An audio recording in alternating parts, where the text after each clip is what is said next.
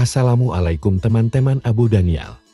Selamat datang kembali di channel kita yang selalu penuh inspirasi. Hari ini, kita akan membahas sebuah kisah menakjubkan dari dalam sejarah Islam.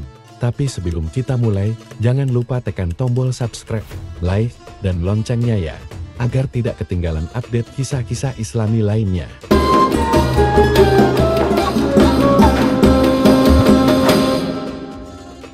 Nabi Muhammad SAW memiliki seorang putri bernama Zainab binti Muhammad. Ia merupakan putri sulung dari pernikahannya dengan Siti Hadijah. Zainab binti Muhammad merupakan salah satu tokoh dalam Islam. Sebagai anak yang paling besar, Zainab terbiasa membantu meringankan tugas ibunya dalam urusan rumah tangga hingga mengasuh adik-adiknya. Dari kebiasaan inilah, Zainab belajar hidup dalam kesabaran dan keteguhan. Bahkan, Fatimah, yang merupakan putri bungsu Nabi Muhammad SAW, menganggap bahwa Zainab seperti ibu kecilnya. Dalam Islam, mungkin sebagian muslim hanya mendengar kisah-kisah mengharukan dari kisah percintaan Siti Fatimah yang mencintai dalam diam kepada Ali bin Abu Thalib, atau Siti Aisyah dengan Nabi Muhammad SAW, dan lainnya. Rupanya, tak banyak yang tahu bahwa kisah cinta yang menggugah hati dan memberikan banyak pelajaran juga bisa dipetik dari kisah percintaan Zainab dengan suaminya Abul As bin Rabi, yang merupakan seorang pemuda Quraisy. Mereka mengalami cinta beda agama atau keyakinan. Zainab dan Abul As bin Rabi memang hidup dalam keharmoniasan. Pernikahan yang mereka jalani penuh dengan kebahagiaan. Namun, perkawinan itu berlangsung sebelum turun wahyu kepada Nabi Muhammad SAW. Ketika Islam datang, Zainab pun tanpa ragu langsung beriman. Akan tetapi, suaminya, Abul As bin Rabi, enggan untuk meninggalkan agamanya. Tantangan kaum Quraisy kepada Nabi Muhammad SAW semakin kuat. Sebagian orang Quraisy bahkan menghasut Abul As bin Rabi untuk meninggalkan atau menceraikan Zainab. Namun, karena cintanya kepada Zainab begitu besar, Abul As bin Rabi dengan tegas mengatakan untuk tidak akan menceraikan istrinya itu dan tidak ingin menggantinya dengan wanita lain di dunia. Hingga pada akhirnya, perang besar terjadi antara kaum muslimin dan musyrikah yang dikenal pada saat itu Perang Badar.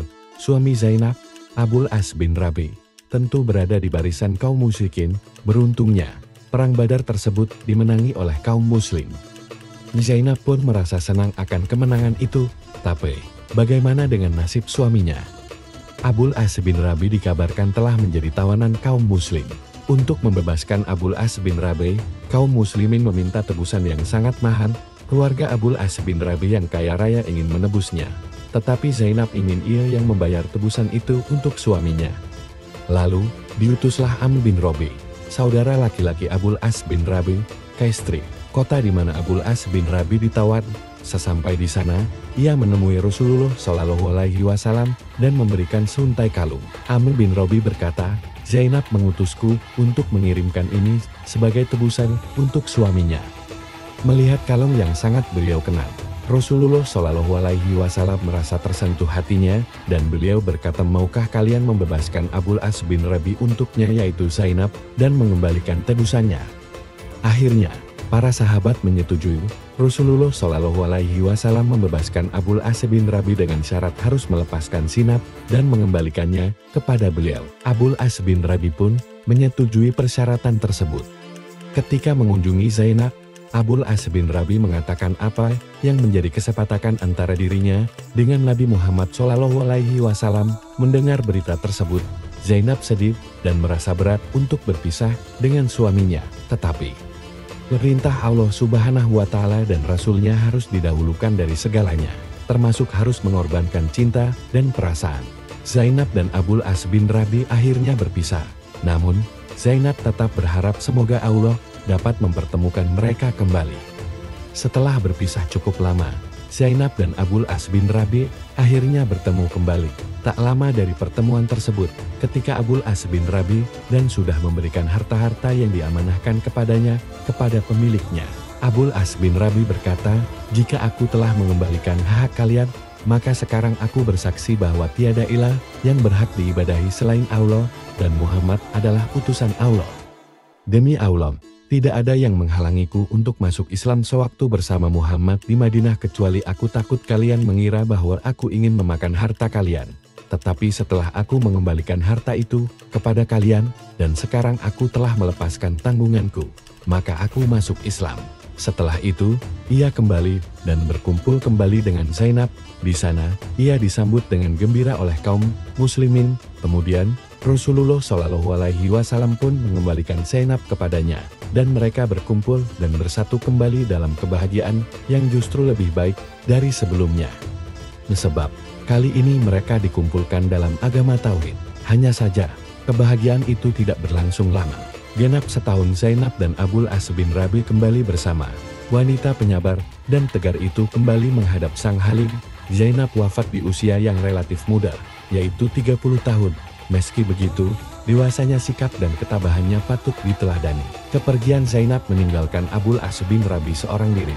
Sang ayah, Nabi Muhammad SAW juga merasa kehilangan. Sangat sulit baginya untuk melepaskan kepergian putrinya itu, sama ketika ia sulit melepas kepergian Khadijah dan putri keduanya, Ruqayyah. Kita, sebagai manusia tidak pernah dilarang untuk mencintai. Namun ketika sudah waktunya untuk memilih antara cinta dan Allah, kita tidak akan punya jawaban lain selain untuk tetap setia kepada Zat yang menciptakan kita, Allah Subhanahu wa Ta'ala. Muslim yang baik pasti akan menempatkan Allah Subhanahu wa Ta'ala di mahligai teratas dalam hatinya. Kisah cinta Zainab dengan Abul As bin Rabi akan menjadi pembelajaran bagi kita semua. Itu tadi kisah yang membuat hati kita tergetar, bukan? Semoga kisah cinta Zainab dan Abul As bin Rabi menjadi sumber inspirasi bagi kita semua. Jangan lupa bagikan video ini kepada teman-teman dan keluarga, agar semakin banyak yang mendapatkan manfaat dari kisah-kisah Islami yang kita bagikan di sini. Sampai jumpa di video berikutnya. Wassalamualaikum.